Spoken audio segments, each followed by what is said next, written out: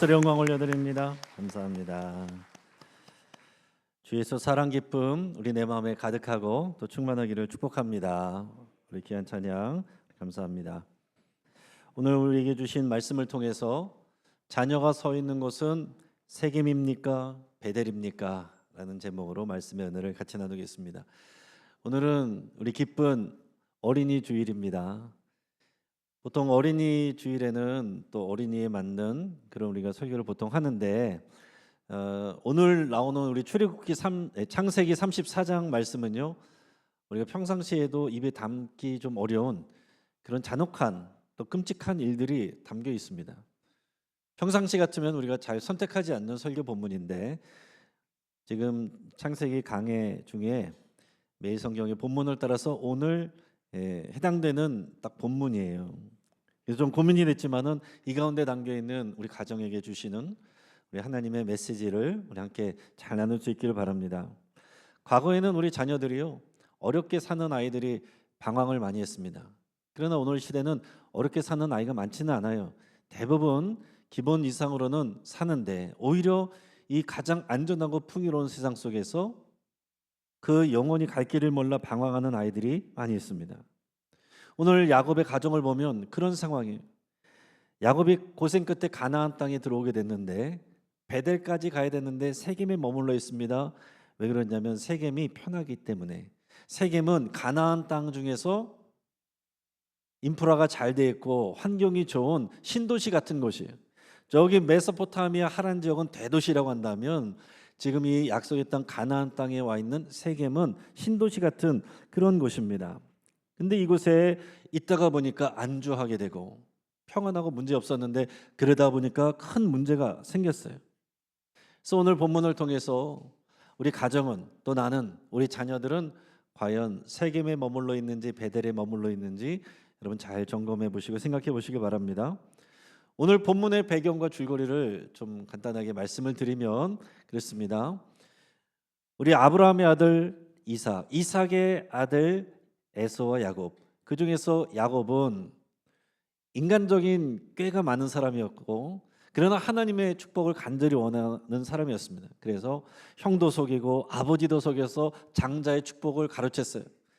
그래서는 자기를 죽이려는 청을 피해서 이 가나안 땅에서 메소포타미아 이 하란 지역, 지금의 시리아와 레바논 경계선에 있는 그 지역에 도망가서 살았습니다. 며칠 있다 와야지 그랬는데 20년이 지났어요. 근데 외삼촌 라반은 더한 사람이었어요. 외삼촌 라반한테 계속 속임을 당했습니다. 그렇게 하나님 앞에 연단을 받았는데 연단 받는 동안 지나고 나서 보니까 하나님이 복을 주셨어. 자녀들도 12명이나 낳고 많은 가축대가 있어서 이제는 부자가 됐습니다. 근데 하나님께서 나타나셔서 지난주 묵상 말씀처럼 나는 베델의 하나님이다. 베델로 돌아가라. 인격적으로 하나님을 만나고 자기 삶을 헌신하던 간절히 주님을 만난 그 자리 베델로 돌아가라. 그래서 이제 가족들을 데리고 베델로 오게 됩니다. 베델로 오게 되는데 하나님께서 문제들을 해결해 주셨어요.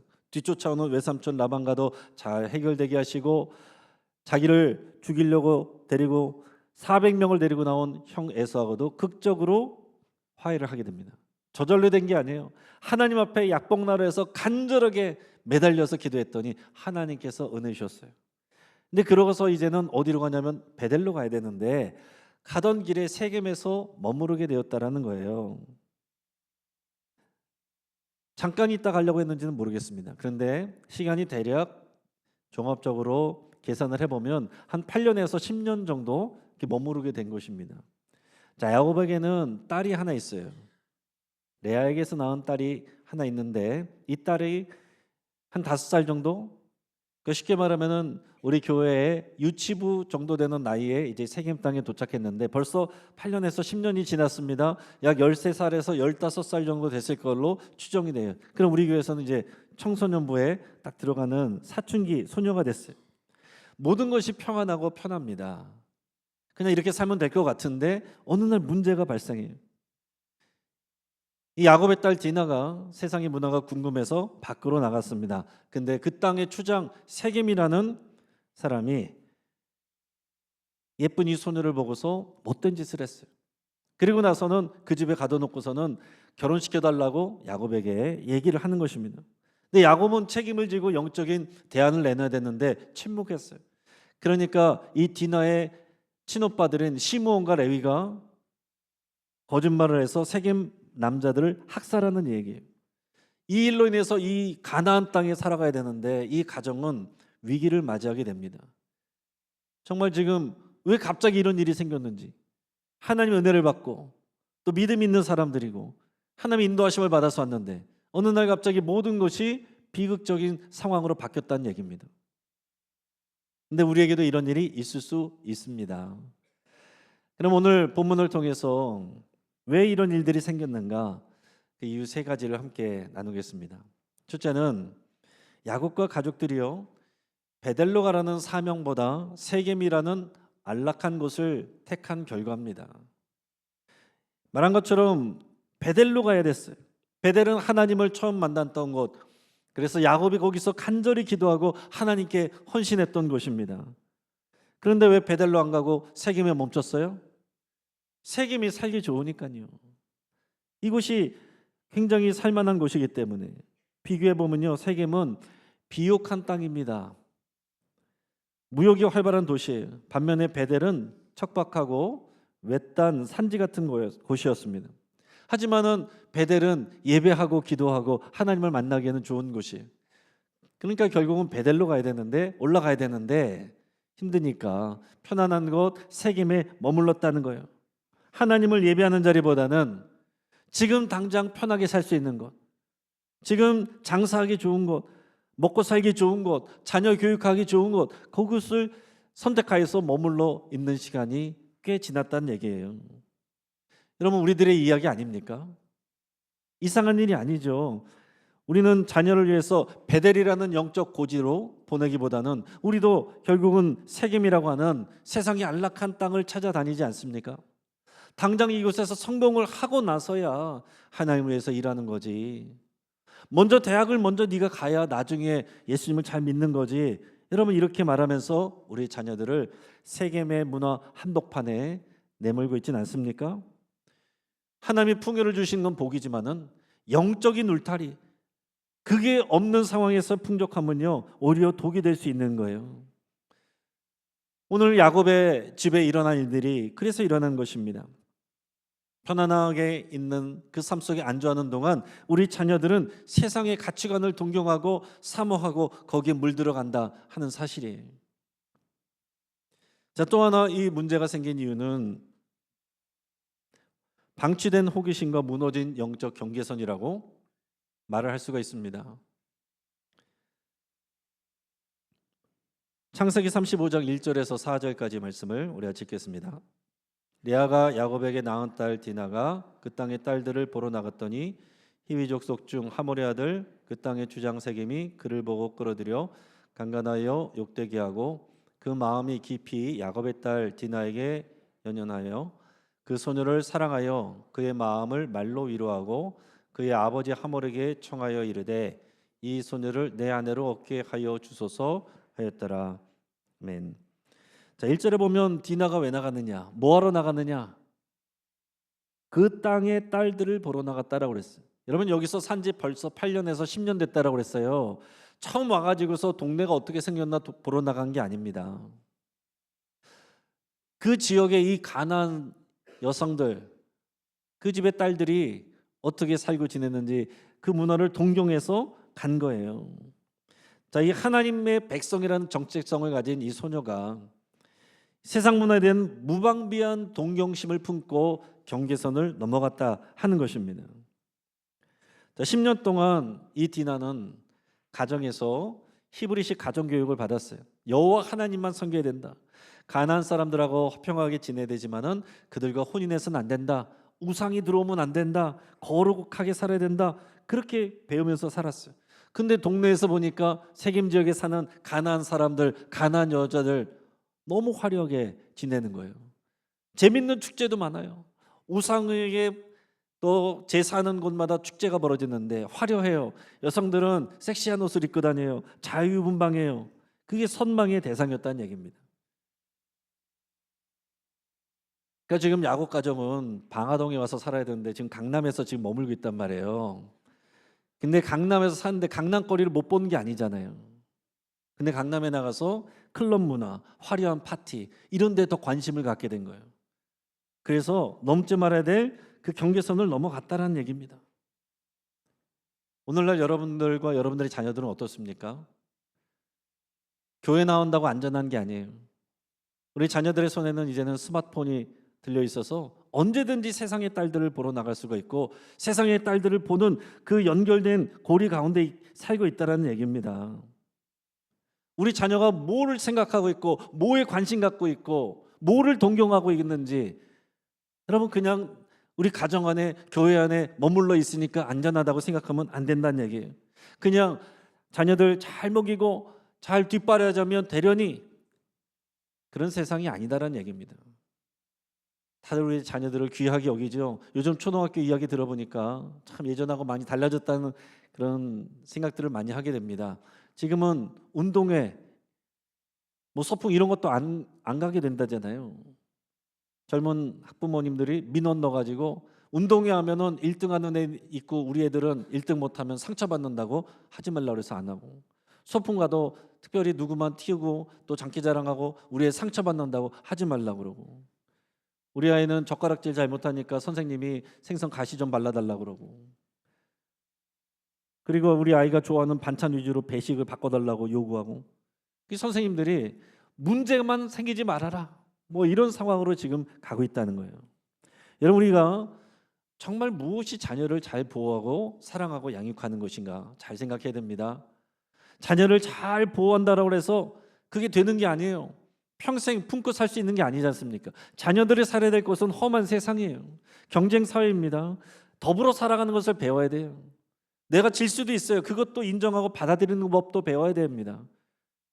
나와 다른 사람 그런 것도 존중하는 것도 배워야 되고 내가 실수하고 실패하고 넘어지는 것도 연습하고 그것을 받아들이는 과정도 배워야 되는 거예요. 내가 어떻게 혼자 살 수 없는 가운데서 고민하면서 그 과정들을 헤쳐나가는 그런 것도 배워야 된다고요. 너무 오냐오냐고 이렇게 하고 있으면은 그런 중요한 가르침들을 바꿔야 되는 것입니다. 우리 크리스찬 부모님들은 더 나가서 어떻게 돼요? 우리 자녀들이 예수님 만나게 해줘야 돼요. 교회 나오게 하는 것도 쉽지 않지만은 예수님이 정말로 우리 자녀를 인격적으로 만날 수 있도록 자녀들에게 통로가 돼줘야 됩니다. 예수님 만난다는 건 뭐예요? 내 죄를 고백하고 회개하고 예수님을 영접하고 예수님께 내 삶을 헌신하고 주님과 동행하면서 살아가는 삶이에요.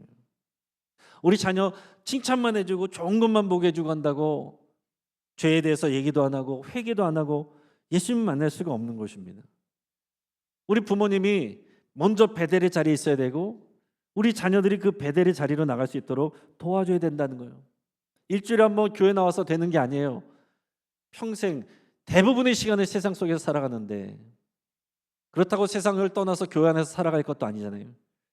세상에서 어떻게 살아가야 되는지는 그 영적인 경계선 여러분 기독교적인 세계관과 가치관을 심어줘야 되고 보여줘야 되는 거예요. 이게 없으면 호기심에 이끌려 밖으로 나가서 그 경계선 없이 나갔다가 어려운 일을 당할 수가 있는 것입니다. 오늘 성경에 나오는 이 세겜 추장의 폭력 그것은 결국 이 시대에 뭐겠어요? 이 시대에 폭력적이고 그런 파괴적인 그런 세상의 가치관과 문화들일 수 있습니다. 아직 예수님을 만나지 못한 부모님들은 이런 생각을 하겠죠.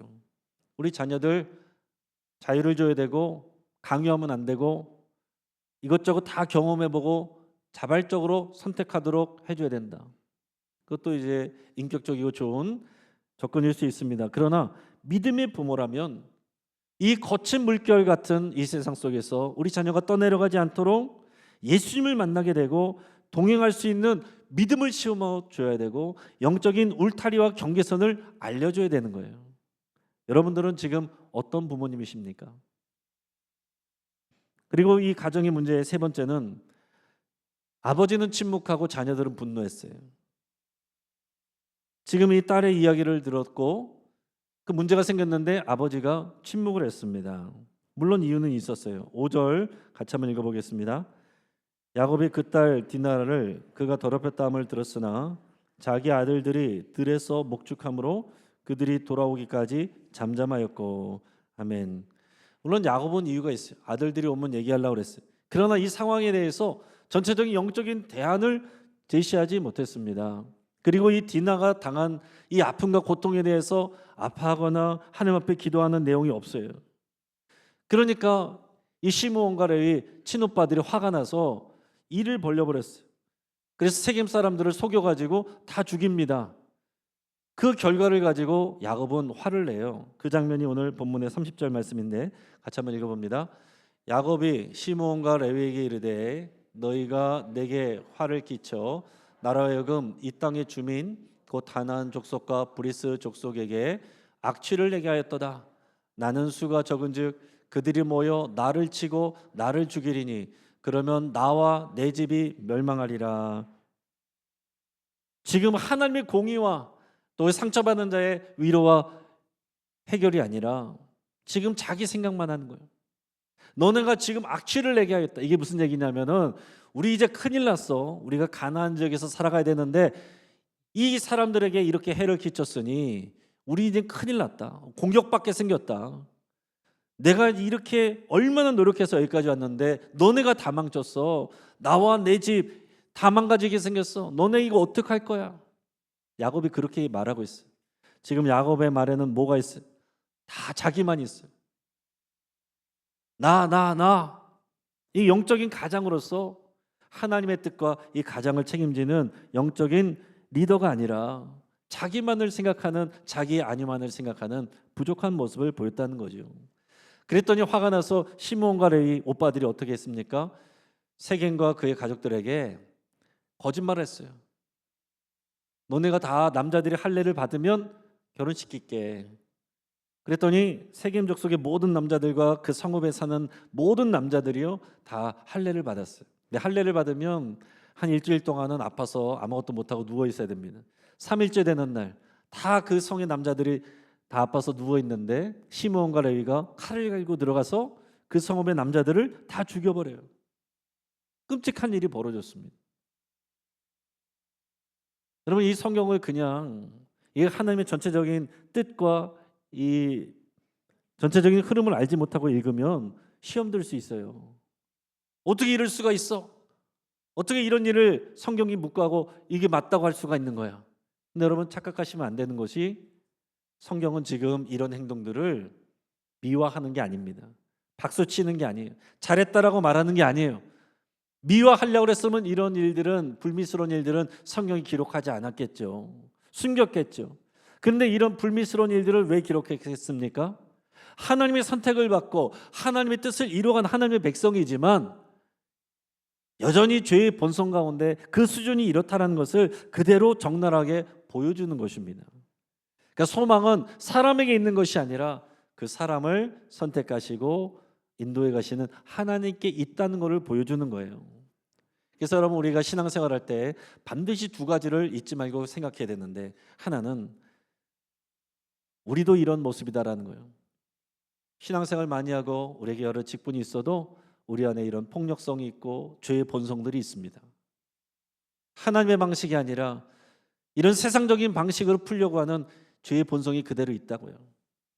근데 또 하나는 그럼에도 불구하고 하나님께서 우리의 수준과 상관없이 예수 그리스도의 거룩한 볼로 덮어주시고 우리를 사랑하시고 자녀되게 하시고 사명을 맡겨주신다는 사실이에요. 그게 은혜인 거죠. 이 두 가지를 동시에 여러분 우리가 항상 생각을 해야 되는 거예요. 지금 우리들의 가정, 현대 가정들을 여러분 생각해 보십시오. 아버지는 돈 벌어오는 사람, 엄마는 아이들 뒤지닥거리는 매니저, 이렇게 되어가고 있지 않습니까? 영적으로 우리 자녀들이 세상에 물들어가고 경계선이 어딘지도 모르는데 성적만 잘 나오면 그냥 잠잠하고 있진 않습니까? 부모가 자녀의 아픔에 공감해 주지 못하고 이것을 성경적으로 영적인 대안을 주지 못하면 시므온과 레위가 그랬던 것처럼 세상 방식으로 일할 수 있어요. 할례는 하나님이 주신 은혜의 통로인데 자기 성공의 도구로 바꿔버렸단 말이에요. 예배 잘 나와, 그래 하나님이 복 주셔.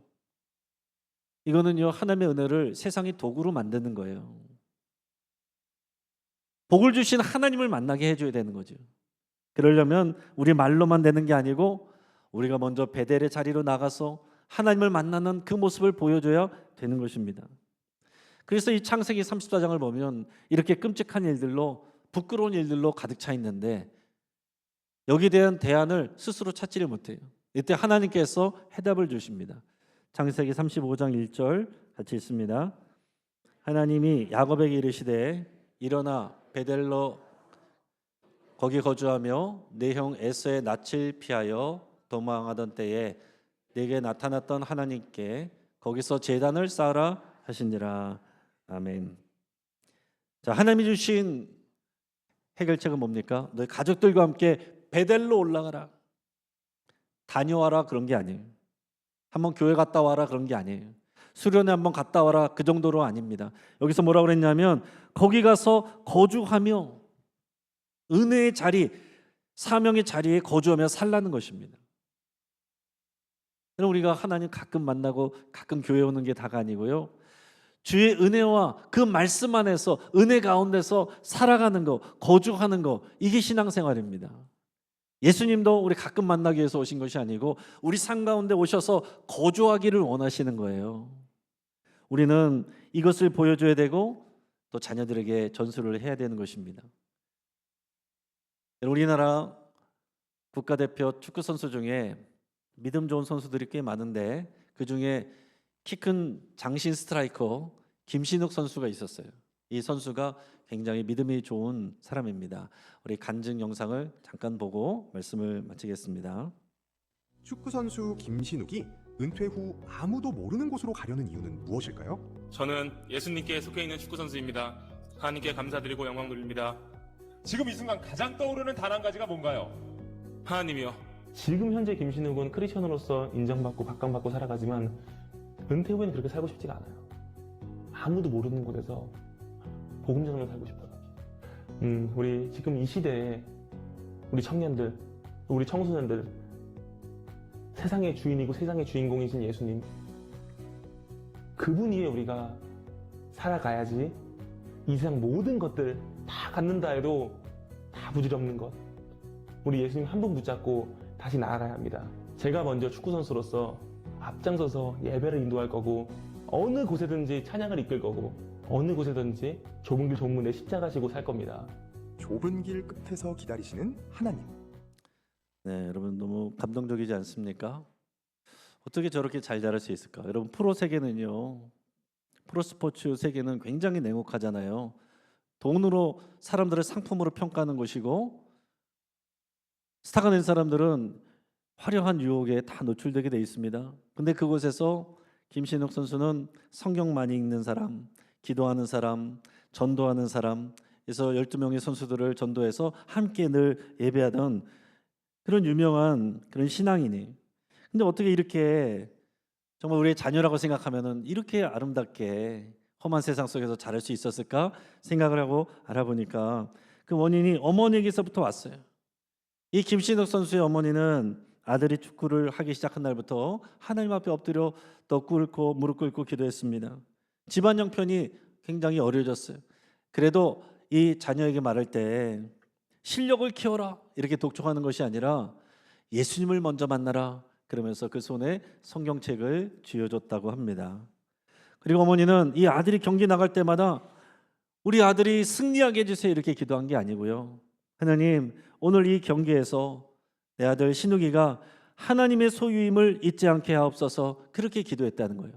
그리고 골을 넣을 때마다 사람들이 함성을 지르고 박수를 칠 때마다 교만하지 않도록 무릎을 꿇고 반드시 하나님께 먼저 영광을 돌리라고 그렇게 가르쳐준 게 어머니였다는 거죠. 사랑하는 성도 여러분, 그리고 믿음의 부모 여러분, 이 야곱 가정의 비극은요, 우리들에게도 언제든지 있을 수 있는 일입니다. 그리고 그 해결책은 뭐였습니까? 다시 하나님의 부르심에 응답하는 거였습니다. 야곱이 그 부르심에 응답하여서 베델로 다 같이 올라가자 라고 가족들과 얘기했을 때 가족들이 함께 동행했고 거기서부터 다시 치유와 회복이 일어난 거예요. 여러분, 어린이를 비롯해서 우리 자녀들 그리고 다음 세대 그리고 우리 믿음의 부모들이 베델의 자리로 나가야 됩니다. 여러분, 우리의 영적인 주소가 세겜에서 베델로 옮겨져야 돼요. 이사해야 됩니다. 여러분, 가정 예배 그냥 하는 게 아니에요. 새벽 기도회, 공예배, 구역 모임, 성김의 자리, 훈련받는 자리, 교회 안에서뿐만 아니라 여러분의 삶의 자리에서도 주님을 의지하고 기도하는 그 자리, 거기가 베델의 자리입니다. 여러분의 베델로 가시기를 바라요. 그리고 여러분들이 자녀들과 함께 가시길 바랍니다. 여러분들이 먼저 베델로 가는 것을 보여주시길 바랍니다. 그래서 여러분들의 뒷모습을 보고 자녀들이 따라갈 수 있도록 여러분들이 앞장설 수 있길 바라요. 오늘 이 시간 저와 여러분들이, 우리 가정이, 우리 자녀들이, 우리 다음 세대가 과연 세겜에 머물러 있는지, 베델에 머물러 있는지 잘 보시고, 우리가 먼저 베델로 나갈 때, 우리 자녀들의 손을 붙잡고 나갈 때, 이 거친 세상의 파도 속에서 우리 사랑하는 자녀와 다음 세대들은 흔들림 없는 하나님의 일꾼으로 서가게 될 것입니다. 같이 한번 기도하겠습니다.